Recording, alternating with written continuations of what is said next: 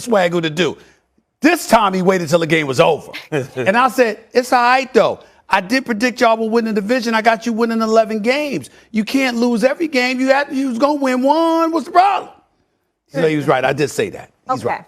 We got Mina back.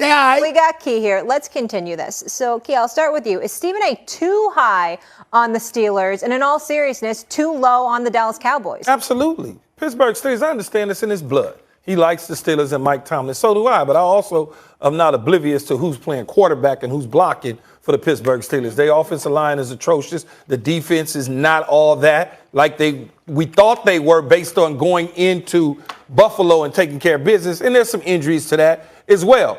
I would have liked to have seen them just run the ball with Najee Harris and not drop back Ben Roethlisberger nearly as many times as they did in this particular football game. If you go back to early years of Big Ben, they ran the ball, they played defense, and they allowed him to just manage the situation. He's there now in his career. Just manage the situation. And then in terms of the Cowboys, come on, man. We just saw your A-list, and we moved some things around, me and Jeff Saturday, to add the Cowboys to the list. Well, only in the fifth and fourth. That's okay. It's a top five. Okay. If it's a top five and I'm in the top five, that's good, I would think. When you look at the Cowboys, you talk about that 124 that's left on the clock for Tom Brady. That wasn't very smart. They learned from that mistake on the road in a tough environment, a team getting their rings, lowering the banner, all those sort of things. Then they go to Los Angeles to play the Chargers, a tough team, a team that is starting to build some momentum in that particular division, and they take care of business.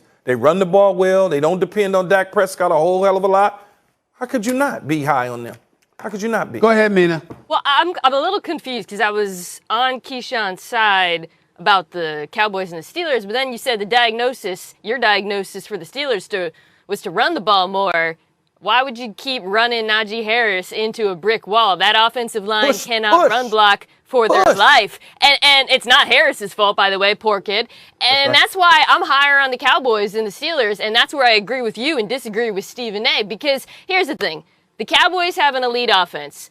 The Steelers have an elite defense when they're healthy. So the question for both of these teams is, okay, the other unit, can they be average? And what we've seen out of this Cowboys defense, and this is why you were eating crow, Stephen A., is that they do look competent. They're not great. They're not a great defense, but Dan Quinn has got them actually playing, fitting their gaps, which is something that didn't happen last year. Micah Parsons looks like a true force on the edge. Trayvon Diggs is playing excellent. And frankly, I just don't feel that way about Pittsburgh. I don't see how this offense gets better. I see a young defense in Dallas that's not great, but can get better. Stephen A., I want you to tell me, how does this Steelers offense get better? Because I don't see it. I just don't see the path forward.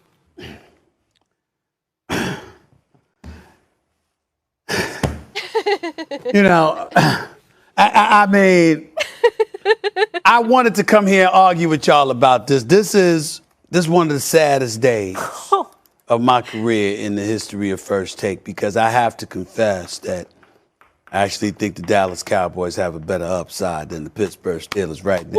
Woo! It's a sickening, saddening feeling, no doubt about it. But the Steelers' offense has been so anemic, I'm very, very concerned.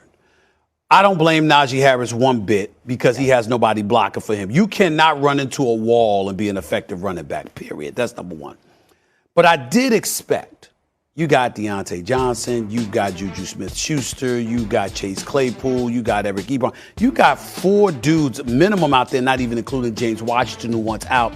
You got 4 dudes minimum out there you could throw the football to. Now that brings up to Big Ben Roethlisberger. Part of the problem is that you can't protect him. Can't protect him. Part of the problem is age and attrition has kicked in, and he's not what he used to be. Yeah. And so the combination of when I think about the Steelers defense, I'm thinking about T.J. Watt, Devin Bush, these boys going down with their groin injuries. If they were out there, I don't think that they would have looked that way against the Raiders.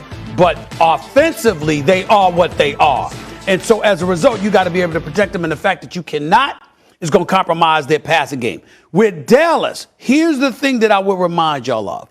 First of all, we all know that their offense is incredibly prolific, and even going up against the Chargers, you didn't have Michael Gallup, so we understand how big time you are. I think this kid Pollard looks better than Ezekiel Elliott coming out of the backfield running the football. I'm not saying he's better. I'm not saying he's the number one, but he looks better. He looks better. He's different. He's more evasive. Yeah. He looks faster. He looks more elusive. I give credit for that where it's due. What I would say to everybody is this. And everybody think I'm just joking around, but I'm dead serious when I say it because I have proven to be right spanning 25 years and counting. Be patient, just wait. What can go wrong will go wrong. They are who they are. And why did that prove it? Listen, week 1, Zach Martin go down, COVID. Week 2, you know what I'm saying, Randy Gregory out. Okay. So you're just thinking some juju going on somewhere. What I'm saying is, Leo Collins, the 5-game suspension. All right, you thinking some of that going on, right? I can't argue with a curse. Let me say this. When I mentioned the black cat, first take was going crazy because I was like, black cat running around that franchise. Say it with me. And last year, there was a black cat running around, or 2 years ago, there was a black cat running around MetLife Stadium. You can't make it up. And so what I'm saying to you is this. At this moment in time, Cowboy fans, you got me. You got me right now. You got a better upside than Pittsburgh. Congratulations, if that means something to you. Let me tell you something, man. Every time somebody starts bloviating about those Cowboy fans start sticking out their chest because they need the slightest little excuse to do so. And right then, they're allergic to prosperity. Just wait. Be patient. This can't be different. This year can't be different. It ain't going to be different. I try to tell you right now, it ain't going to be different. You understand what I'm saying? I mean, trust me when I tell you. Just be patient. It looks different to me already. Because if you go back in the past, and I'm talking last couple years, they were not beating teams like the Chargers. They was going and losing immediately to those type of teams. So wait. They lost to Tampa. But Tampa's a Super Bowl champion. They lost to Tampa. Yeah. They beat the Chargers. They beat a second-year quarterback. You leave a minute 24 on the damn clock. You gonna lose that dude. They beat a second-year quarterback who made some mistakes, Mina. All right? It is what it is with you and Keyshawn. It's all right. All I'm telling you, remember I said this, and I'm dead serious. Remember I said this.